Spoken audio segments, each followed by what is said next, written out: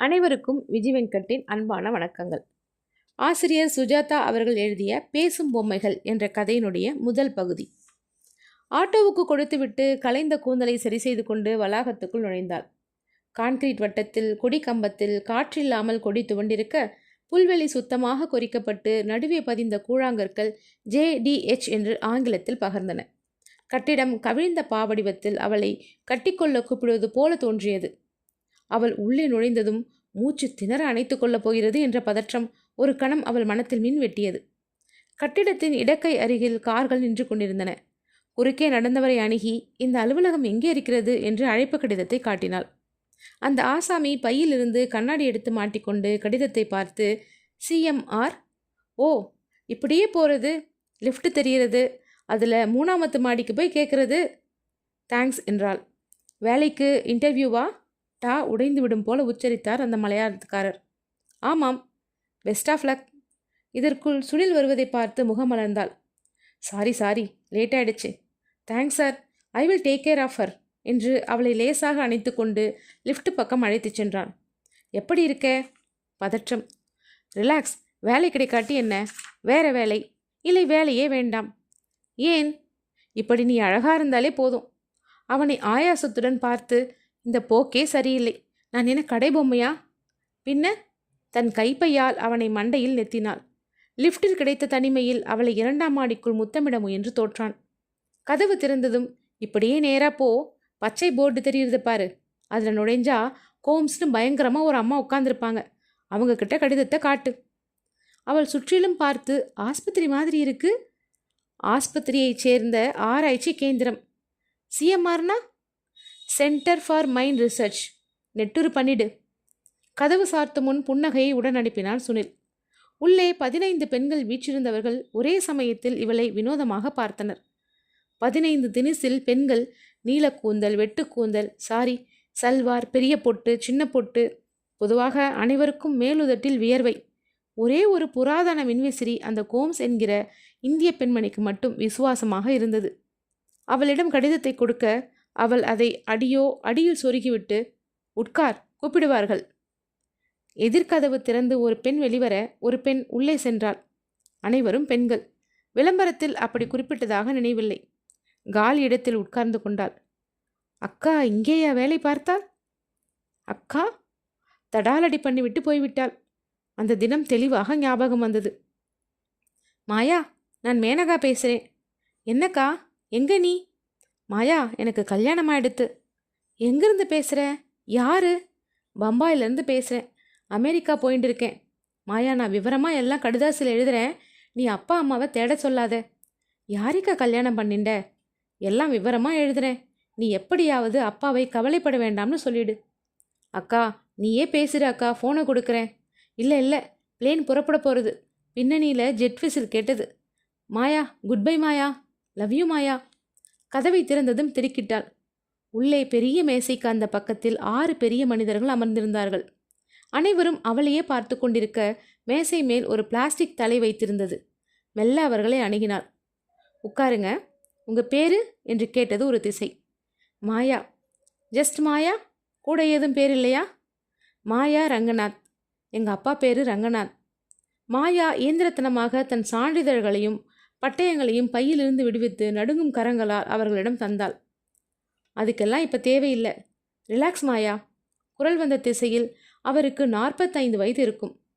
பற்ற வைக்காத பைப், வாராத கிராப், திருத்தாத மீசை, பொருந்தாத குரல். எங்கள் கேந்திரத்தில் என்ன ஆராய்ச்சி செய்கிறோம் தெரியுமா?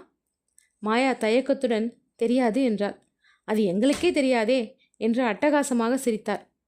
கேள்வி கேட்டவருக்கு அருகில் இருந்தவர், come on Sarangapani, no jokes please. Miss Maya, CMRனா என்ன தெரியுமா?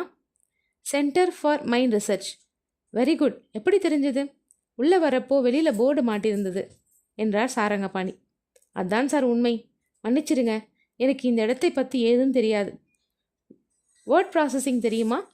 தெரியாது. டைப்பிங் என்று விரலால் அந்தரத்தில் டைப்படித்தார். அவர்தான் சாரங்கபாணி என்று அழைக்கப்பட்டவர். தெரியும் சார், அது போதும்.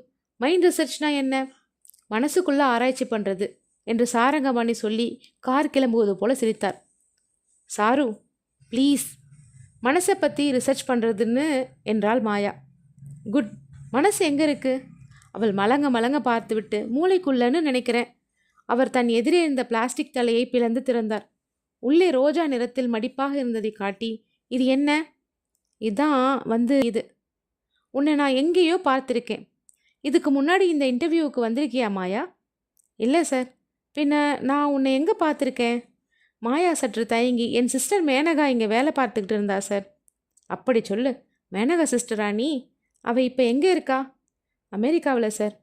சட்டுன்னு சொல்லிக்காமல் கொள்ளாமல் விட்டுட்டு போயிட்டாளே, அது நியாயமானு அவளை கடுதாசி எழுதுனா கேளு. கல்யாணம் ஆயிடுச்சா உன் சிஸ்டருக்கு? ஆச்சு சார். பிரதர் இல்லா தான் ஸ்டேட்ஸில் வேலையாக இருக்கார்.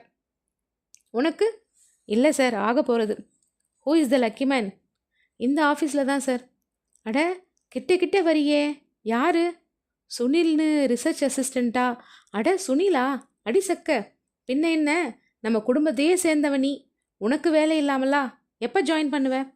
இப்போவே சார். சாரங்கமாணி குறுக்கிட்டு, அப்படி ஒன்றும் ரிஷிகற்பம் இல்லை.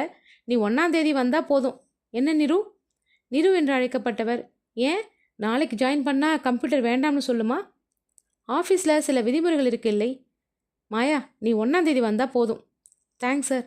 சர்டிஃபிகேட் எல்லாம் அட்மினிஸ்ட்ரேஷன் செக்ஷனில் காமி. சரி சார். அவள் விலக்கிச் செல்ல, டாக்டர் நரேந்திரநாத் மேனகாவுடைய சிஸ்டரா? We are lucky. மேனகா ஒரு பெரிய அசட். திடீர்னு விட்டு போனது தான் சரியில்லை. அது மாதிரி இந்த பொண்ணும். இதுதான் உள்ளே கல்யாணம் செய்துக்க போகிறதே. யாருப்பா சுனில்? மாலிகுலர் லாபில் ஒரு பையன். கொஞ்சம் மீடியாக்கர் தான், கொடுத்த வேலையை செய்வான். இந்த பொண்ணும் கொஞ்சம் டல்லு மாதிரி தான் தோணுது. மேனகா ரொம்ப கெட்டிக்கார பொண்ணு. அதில் கால்வாசி இருந்தால் போதும். மாயா வெளியே வந்தபோது சுனில் காத்திருந்தான். என்ன ஆச்சு? சுனில், கை கொடு. I got it. கிரேட். எங்கள் அக்கா தயவால். அவளுக்கு ஒரு கடுதாசி எழுதணும். மேனகா சிஸ்டர்னா உடனே கொடுக்கலாம்னு அத்தனை மரியாதை அவளுக்கு. சுனில், எனக்கு தேன் குடிச்சா மாதிரி இருக்கு. வா, போய் ஐஸ்கிரீம் சாப்பிட்லாம். சின்னாரி என்று ஏதோ பேர் படைத்த ஐஸ்கிரீம் பார்லரில் எதிரெதிர் உட்கார்ந்து கொண்டு ஒரே கோப்பையிலிருந்து விழுது விழுதாக ஐஸ்கிரீம் எடுத்து சாப்பிட்டார்கள். வெயில் தார்ச்சாலையில் கண்ணாடி நடனமிட bus, car, bus, auto, bus, lorry, bus என்று இரைச்சல் பொட்டலங்கள் அவர்களை கடந்து செல்ல உச்ச குரலில் ஹவா ஹவா என்று லவுட் ஸ்பீக்கர் எறிய பொருட்படுத்தாமல் சுனிலும் மாயாவும் ஓவோ பார்த்து கொண்டு அவ்வப்போது காரணமில்லாமல் சிரித்து கொண்டிருந்தார்கள். பரவசத்தின் எல்லையில் அவர்கள் இப்போது இருக்கும் காரணம் சொல்ல தேவையில்லை. 2 பேரும் விரும்பி இருவரும் ஒத்துப்போய் ஒரே ஆஃபீஸில் வேலை கிடைத்தது. இதற்கு மேல் என்ன செய்ய வேண்டும்? சொர்க்கம்னா இதான். டெலிஃபோன் ஏதாவது இருந்தால் இப்போவே கல்யாணத்துக்கு ஏற்பாடு பண்ணி ஹனிமூன் காட்டேஜுக்கு ரிசர்வ் பண்ணி ஏசியை ஃபுல்லாக போட்டுண்டு போர்த்திண்டு. Not so fast. இனிமே என்ன, கல்யாணம் தானே. 2 பேருக்கும் வயசாயிண்டு வருது. உனக்கு என்ன வயசு மாயா? 20. அவர்கள் வீச்சிருக்கையில் ஒருவன் வந்து, சார், ஈடி உங்களை கூப்பிட்டு அனுப்பிச்சாருங்க. சுனில் பில் கொடுத்து விட்டு, நீ வீட்டுக்கு போ மாயா, நான் சாயங்காலம் உங்கள் அம்மா வந்து சந்திக்கிறேன் என்றான். மாயா அங்கிருந்து புறப்பட்டு அந்த அலுவலகத்தின் அட்மினிஸ்ட்ரேஷன் செக்ஷனுக்கு வந்து ஆர் நாராயணன் என்பவரை சந்தித்தாள். அவர் பல விண்ணப்பங்களில் கையெழுத்து வாங்கி ஒரு மெடிக்கல் ரிப்போர்ட் ஃபாரம் கொடுத்து, இதை 3வது மாடியில் மெடிக்கல் செக்ஷன் இருக்குது, அங்கே போய் கொடுத்துட்டா ஒரு செக்கப் பண்ணிடுவா, இப்போவே போனால் இருப்பா. 3வது மாடியில் செருப்பை கழற்றி விட்டு கண்ணாடி கதவுகளை கடந்து ஏசி அறைக்குள் நுழைந்த போது வெள்ளை ஓவரால் அணிந்தவர், அந்த ரூமில் 3ஆம் நம்பர் பாட்டிலில் யூரின் போங்கம்மா, உங்கள் பிளட் குரூப் என்னன்னு தெரியுமா உங்களுக்கு? தெரியாது சார். அப்போ பிளட் சாம்பிள் எடுக்க வேண்டி வரும் என்று அவள் கையை வாங்கி ஒரு பிளாஸ்டிக் சிரிஞ்சை புதுசாக திறந்து, விரலை முடிக்கங்கம்மா, புஷ்டி பண்ணுங்கம்மா. இரத்த குழாயை நீரடி தேடி அதற்குள் ஊசி செலுத்தும் போது அவள் கண்களை மூடிக்கொண்டாள். திறந்தபோது கரும் சிவப்பாக 2 இன்ச் ரத்தம் உறிஞ்சியிருந்தார். அதை 4 தனித்தனி பாட்டில்களில் பீச்சி கையை சித்தனாழி மடக்கிங்கம்மா. இப்படியே போனீங்கன்னா லேப்னு போட்டிருக்கோம், அங்கே போனால் ஒரு எக்ஸ்ரே எடுத்துருவாங்க.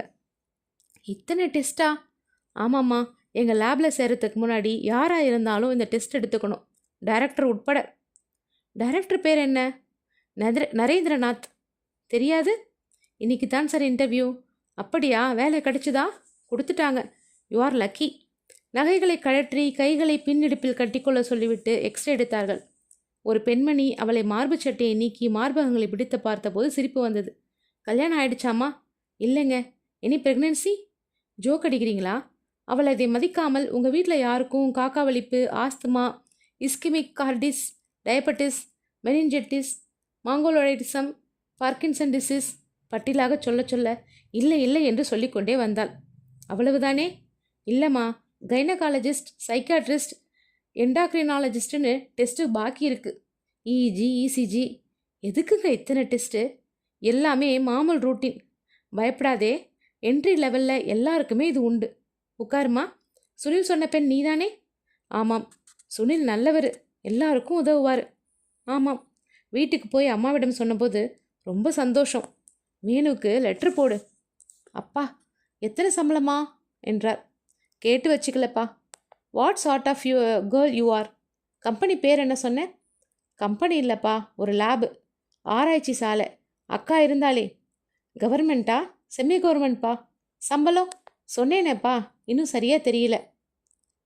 அப்பா, எத்தனை இன்டர்வியூ? உங்கள் அக்காவுக்கு ஒரே சமயத்தில் 9 வேலை கிடைச்சிது. பாவி பொண்ணு ஓசப்படாமல் புறப்பட்டுட்டு போயிட்டா. மறுபடியும் ஆரம்பிக்காதீங்கப்பா. என்ன இருந்தாலும் அவன் பண்ணது தப்புதாம்மா. மாயா சற்று கலவரப்பட்டாள். சுனிலை பற்றி எப்படி விஷயத்தை ஆரம்பிப்பது? அப்பா அவள் அருகே வந்து, அதே ஆஃபீஸுக்கு போகிற, ஏதோ நீயாவது உங்கள் அக்கா மாதிரி பைத்தியக்கார காரியம் பண்ணாமல் அமெரிக்காவில் இருக்கிறதுல யாருக்கு திருப்தி? புலம்பாதீங்கப்பா, அவளை மன்னிக்கவே முடியாது. நீயும் அந்த மாதிரி ஏதாவது மனசில் வச்சுன்னு இருந்தா உடனே சொல்லிடுமா. திடுதிப்புன்னு உங்கள் அக்கா மாதிரி ஷாக் கொடுக்காதே. சொல்லிடுறேன்ப்பா. கதவு மணி பொத்தான் அழுத்தப்பட வாசலில் யார் பாரு? மாயா வாசலுக்கு வந்தாள். சுனில், நான் என்ன சொல்லியிருக்கேன்? கெட்ட செய்தி மாயா. என்ன? எனக்கு கல்கத்தாவுக்கு மாற்றல் ஆகியிருக்கு.